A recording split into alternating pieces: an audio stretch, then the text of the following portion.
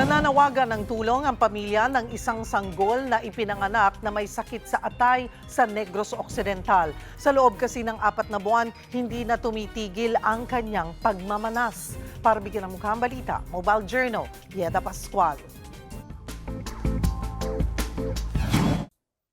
Kaawa-awa ang lagay ng isang sanggol sa Manaplan, Negros Occidental. Naninilaw ang mga mata, may mga pasa at bukol, at namamaga ang muka ng 4 na buwang gulang na sanggol na si John Trix. Ayon sa tiyahing si Razel, 2 buwan pa lang si John Trix, nang mapansin nila ang unti-unting paglabas ng mga sintomas.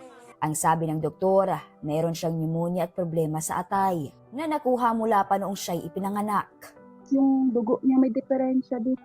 Parang kumakalat na ba sa niya, sa katawan niya yung infection ng liver niya. Yung bukol na yun is laman yun, is nana.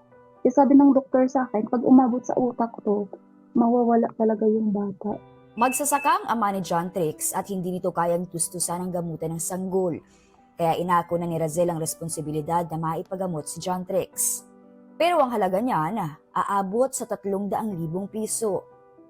Yung pera mahahanap lang po namin, yung hingi lang kami ng tulong, basta yung bata, bigyan ng second life yung bata. Matapos ang higit 1 linggo, humupa na ang ilang pasa at pamamaga sa mukha ng bata. Pero kailangan pa rin magtuloy-tuloy ang kanyang gamutan.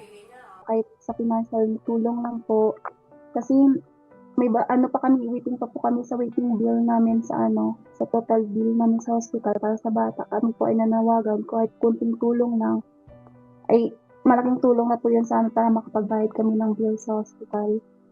Mga kapatid, ako po si Mobile Journal Yeda Pascual. Hatid ang muka ng balita.